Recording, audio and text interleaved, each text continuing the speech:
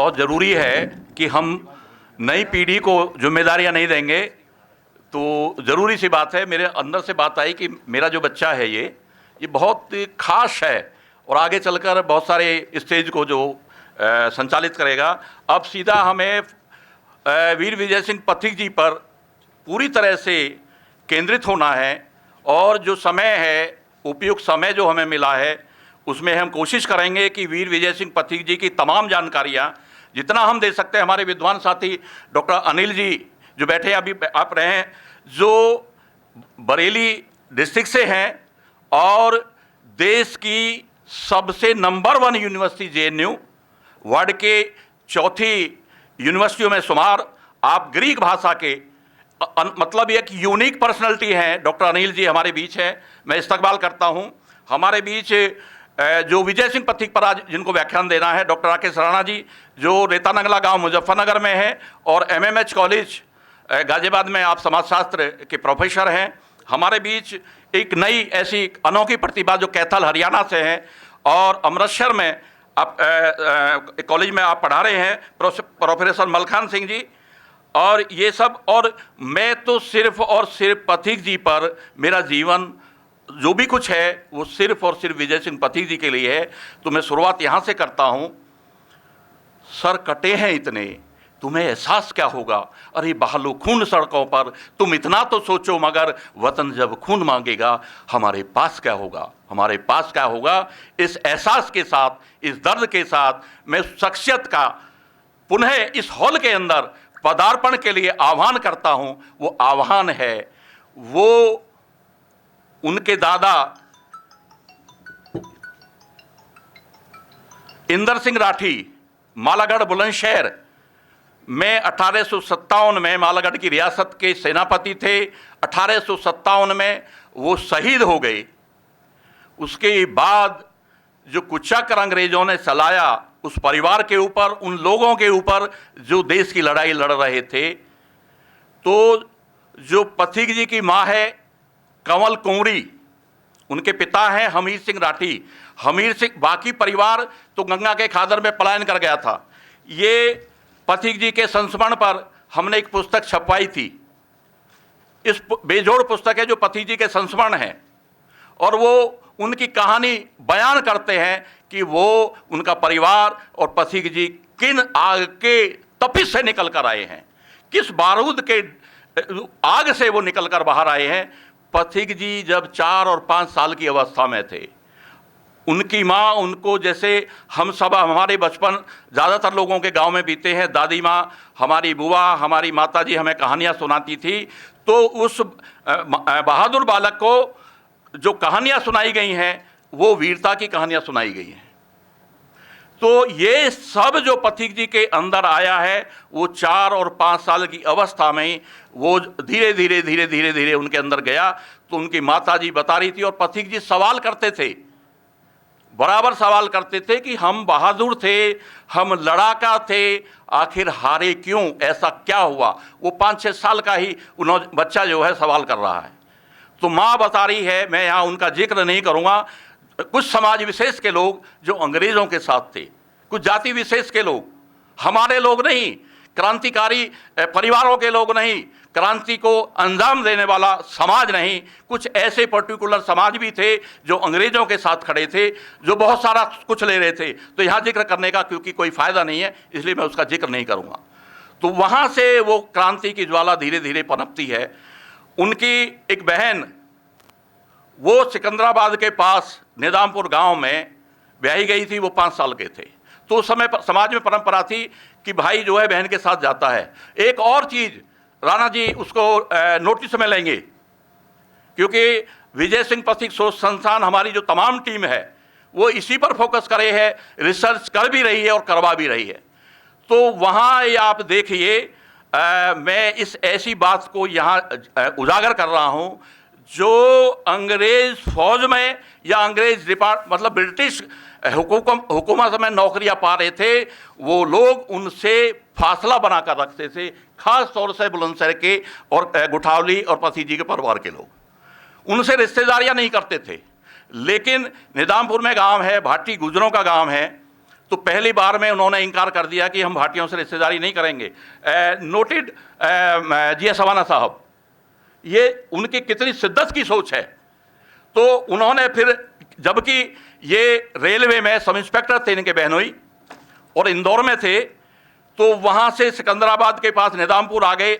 बहन इनको ऐसे ही पढ़ाती थी हिंदी का ज्ञान, जो पथिक जी कह रहे हैं कि मेरी बहन मुझे पढ़ाती थी। कोई स्कूल नहीं गए, स्कूलिंग नहीं। और वहाँ से जैसे जैसे वो बड़े हुए फिर वापस चले गए। फिर बालागढ़ में एक स्कूल था, प्राइमरी स्कूल था, वहाँ पढ़े।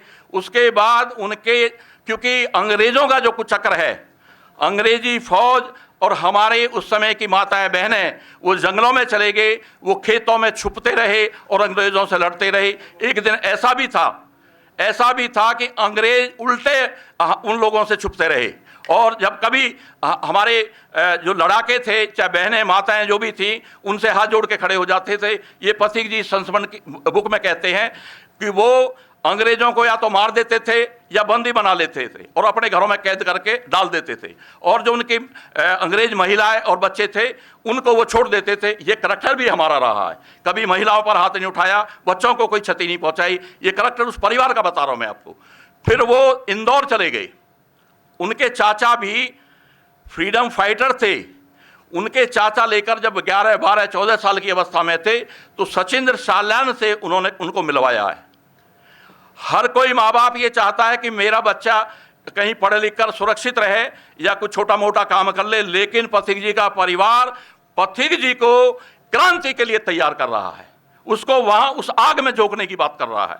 तो सचिंद्र साल्यान से मिले। सचिन साल्यान ने उनको रास बिहारी बोस से मिलवाया है। पथिक जी की यात्रा का विवरण है। रास बिहारी बोस तब तक वो इतने उनकी प्रतिभा को, उनके हुनर को, उनके सारे तमाम चीज़ों को रास बिहारी बोस ने जैसे पढ़ा, 15-16 साल की अवस्था में वो इतना बड़ा कारिंदा हो गया क्रांति का। सुभाष चंद्र बोस जैसे पथिक जी के शिष्य थे जब वो भूप सिंह राठी थे। क्रांतिकारी जीवन पथिक जी का जो है वो भूप सिंह राठी के नाम से है। भूप सिंह राठी इतना परिपक्व हो गया और इतना लड़ाका हो गया कि रास बिहारी बोस ने अपनी जो संरक्षण दिया और अपनी रहनुमाई में, और सुभाष चंद्र बोस सरीखे, खुदीराम बोस सरीखे और तमाम उस समय के क्रांतिकारी उनके संरक्षण में पल रहे थे। अब मैं इस बात को यहाँ लेकर आता हूँ कि पथिक जी को जिम्मेदारी दी गई, जो राजस्थान नाम बाद में आया है, पहले राजपूताना था। 1 लाख क्रांतिकारी, क्योंकि बहुत लंबा व्याख्यान हो जाएगा, मैं समेटने का प्रयास कर रहा हूँ। तो वो क्रांतिकारी जीवन उनका, रास बिहारी बोस ने, जो अब राजस्थान है ये पहले राजपूताना नाम से था, स्टेट थी पूरी, जिसमें बहुत सारा हिस्सा गुजरात का भी शामिल है, मध्य प्रदेश का भी शामिल है। उस सारे की जिम्मेदारी पथिक जी को दी। और भूप सिंह राठी क्या कर रहा है ये समझने की बात है। ये समझने की बात है कि वो क्या क्या किस किस चीज़ों को अंजाम दे रहा है। पूरे देश में 1 लाख क्रांतिकारी दल का गठन हुआ है। पथिक जी ने अजमेर में जो रेलवे का कारखाना था वहाँ जाकर नाम बदलकर नौकरी की और वहाँ हथियार बनाना, चलाना, सीखना वहाँ शुरू किया। नाम बदल के 2.5-3-4 साल वहाँ पे सारा प्रशिक्षण लेके फिर ऐसा हुआ कि 50,000 बंदूकें, तोड़ेदार बंदूकें, जो ऑप्शन पर किसी वहीं के राजा से, उसके नाम से वो ऑप्शन पे खरीदी। एक दिन मुकर्रर हुआ, इसको नोटिस करने की बात है, इसको नोटिस करने की बात है। ये है जिक्र 1915 का, क्योंकि मुझे ब्रीफ में बातें करनी है। 1915 में एक दिन मुकर्रर हुआ। उन 1 लाख क्रांतिकारियों में ब्रिटिश हुकूमत ने, अंग्रेजों ने अपने मुखबर प्लांट कर दिए। तो मैं यहाँ भी उस समाज का नाम नहीं लूँगा जो जिस समाज से वो बिलोंग करते थे। कृपाल सिंह नाम का एक मुखबर है जिन्होंने पूरी क्रांति को विफल करने का, मतलब एक मुखबरी हो गई, उसको पहले ही जानकारी लग गई। पथिक जी पूरे देश के क्रांतिकारियों से उनका कम्युनिकेशन था, तो वो संदेश उनको नहीं आ पाया। तो इस वजह से वो पहले ही ज़्यादातर क्रांतिकारियों को गिरफ्तार कर लिया, कुछ मारे गए। और विजय सिंह पथिक, भूप सिंह राठी, राजस्थान के अंदर सारे रजवाड़े विजय एक अकेले शख्स से कांपते थे। अंग्रेज सरकार कांपती थी। ताड़गढ़ किला, मैं अभी 1-2 महीने पहले ही वहाँ की यात्रा करके लौटा हूँ। और वहाँ का विवरण मैंने जब आंखों से वहाँ सुना, देखा, वो भी रोंगटे खड़े कर देने वाला है। गोपाल सिंह एक वहाँ के राजा थे जो खरवा के, उनके साथ उनको भी शामिल कर दिया था क्रांति में, और वो वहाँ कैद करके टाडगढ़ किले में रखे गए। टाडगढ़ कर्नल जेम्स टाड की बात मैं आपसे कर रहा हूँ, वो रूलर जो थे वहाँ के जेम्स टॉड हैं। तो वहाँ कोई दूसरे घटना का समन वहाँ पहुँच जाता है टाडगढ़ में, जहाँ वो बंदी गृह में, उस बंदी गृह को भी मैंने अवलोकन किया, देखा, वो चीज़ें सारी देखी हैं। वो बीहड़ है पूरी तरह से। आज तो वहाँ पे एक कस्बा बस गया है। वो किले को भी ध्वस्त करके कर्नल उसने जेम्स वॉट जो था, ये अपना जो मैं नाम ले रहा था, उन्होंने उसको ध्वस्त करके वहाँ पे अंग्रेज सरकार की इमारत है, जहाँ आज विजय सिंह पथिक जी के नाम से सीनियर सेकेंडरी स्कूल चल रहा है। और पथिक जी का वहाँ पर एक जिसमें बंदी गृह है, वहाँ उन्होंने पट्टी लगाई हुई है। पथिक जी जिस टाट पट्टी पे बैठते थे वो रखा हुआ है, सारा संजोया हुआ है वहाँ पे सरकार ने संजोया हुआ है। वो भी हमारे लिए किसी तीर से कम नहीं है।